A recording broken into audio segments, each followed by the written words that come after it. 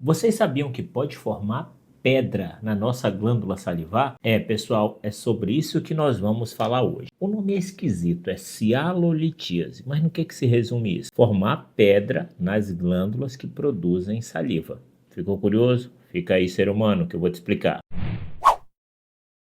Eu sou o Dr. Márcio Fernandes, cirurgião geral e cirurgião de cabeça e pescoço, e esse canal é destinado ao mundo da cirurgia. Pessoal, quando a gente fala de formação de pedra, qualquer coisa no nosso corpo que tenha tubulação, como é o caso da vesícula biliar, das vias do fígado, do rim, do ducto do pâncreas, das vias da nossa glândula salivar, praticamente tudo pode formar pedra. O que vai diferenciar é a formação dessa pedra, ou seja, o que forma a pedra. Mas qualquer um desses lugares pode formar pedra. E a base principal para formar essa pedra vai ser a alteração no líquido que existe naquela tubulação. E aqui a gente vai falar da saliva. Para entrar no contexto, essas pedras elas se formam principalmente nas nossas glândulas salivares maiores. E nós temos três principais, que são essas que eu estou mostrando para você. A glândula parótida. Essa é a glândula da cachumba, famosa. Ah, deu cachumba, não vai fazer força, senão vai descer por saco. A glândula submandibular, que é a que fica aqui embaixo.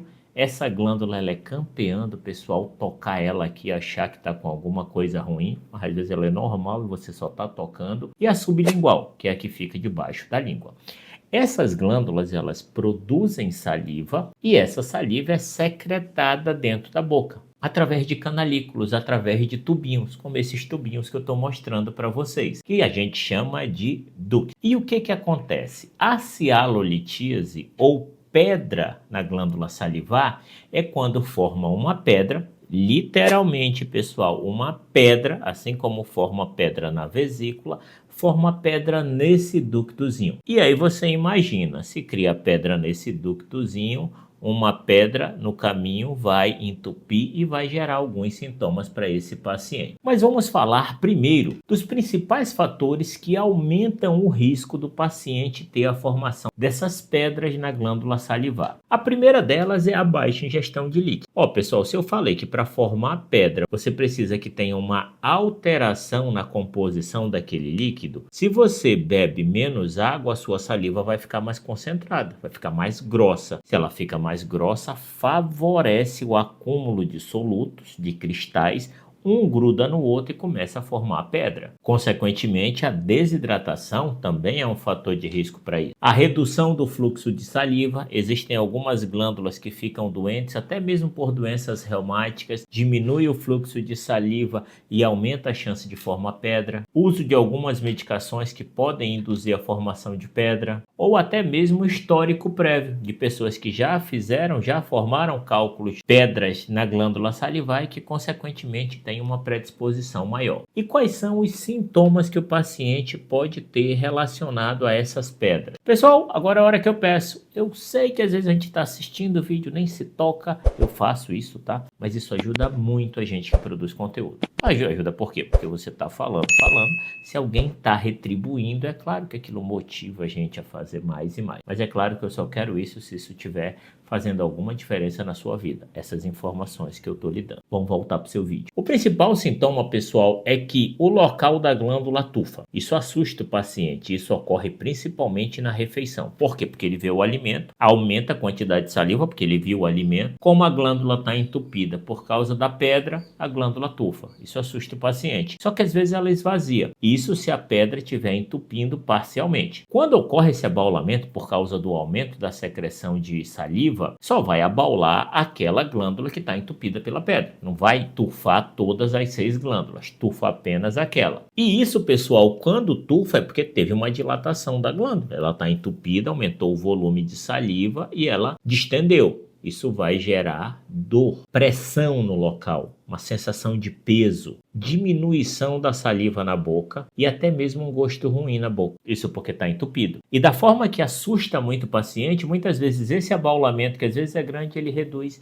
e fica normal logo em seguida. Muitas vezes, quando o paciente tem esse tipo de sintoma, ele pode também ter alguns sintomas que nós consideramos de alarme, quando sugere que A obstrução dessa glândula veio acompanhada de um processo inflamatório e infeccioso. Nesses casos, o paciente pode ter febre, o local onde está a glândula que tufou pode aparecer avermelhado, que é um sinal de processo inflamatório, a próprio local de drenagem da glândula salivar, aquele ductozinho que a gente tinha falado, pode começar a sair secreção purulenta por causa do processo infeccioso, além de uma dor intensa. Quando a gente fala do diagnóstico, pessoal, primeira coisa vai ser a queixa do paciente. Quando a gente toca na glândula salivar do paciente, a gente sente uma glândula endurecida, tipo pétrea, por causa do excesso de processo inflamatório que esse paciente já teve. Geralmente ele procura a ajuda depois de várias crises que ele já teve por causa daquela pedrinha. Então a gente suspeita através do exame clínico, mas o que vai bater o martelo para esse diagnóstico é um exame de imagem. E esse exame de imagem pode ser um ultrassom, e um ultrassom bem realizado.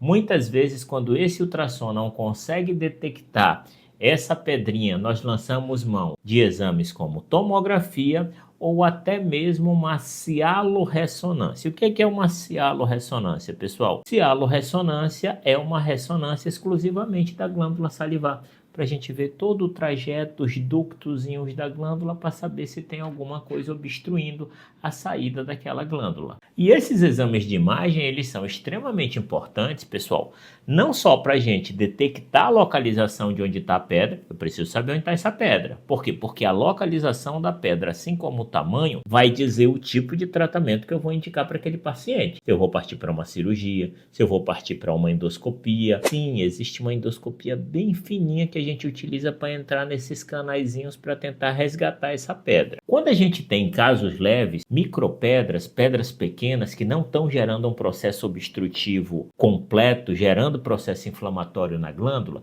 tem algumas medidas que a gente pode utilizar que ajuda a reduzir os sintomas. Como é o caso de aumentar a ingestão de água. Ora, se eu aumento a ingestão de água, eu aumento minha produção de saliva. Se eu aumento minha produção de saliva, eu aumento o fluxo de saliva naquele duto. É o princípio da água corrente. Se eu tenho uma água parada, eu tenho mais facilidade de formar lodo na beirada dessa água, de formar lama nessa água. Agora, se eu tenho uma água continuamente corrente, a chance de formar pedra nesse local, ou se tiver pedra lá ir embora, é muito maior. Vocês concordam comigo?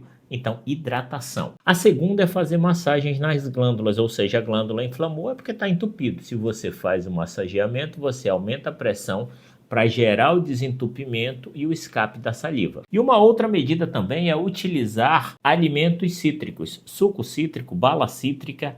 Por quê? Porque aumenta a produção de saliva, aumenta o fluxo de saliva. Agora, pelo amor de Deus, pessoal, se você tem gastrite, doença do refluxo, essa medida não é o ideal para você. E a utilização de algumas medicações quando é necessário. Agora, pessoal, quando a gente não tem resolução do caso com essas medidas clínicas e comportamentais, aí só resta para a gente o tratamento cirúrgico. Esse tratamento cirúrgico, pessoal, pode ser através de uma cialoendoscopia, que é uma endoscopia bem fininha que a gente vai por dentro desse canalzinho para ir lá dentro e tentar resgatar a pedra. Isso vai depender, pessoal, do tamanho da pedra, da localização da pedra, ou mesmo através da retirada cirúrgica dessa glândula salivar. A gente faz a remoção da glândula junto com a pedra. Não é para vocês se preocuparem, vocês não vão ficar sem saliva só porque retirou uma glândula, e aquela glândula não pode ficar lá porque ela pode ser fruto de processo inflamatório e infeccioso e pode até mesmo gerar algum tipo de complicação para você. Você conseguiu entender, meu amigo? Se esse conteúdo foi útil, considere a possibilidade de se inscrever em nosso canal. Completamente gratuito, eu ganho a presença de vocês e vocês recebem vídeos quase diários. Um forte abraço no coração de vocês. Fui!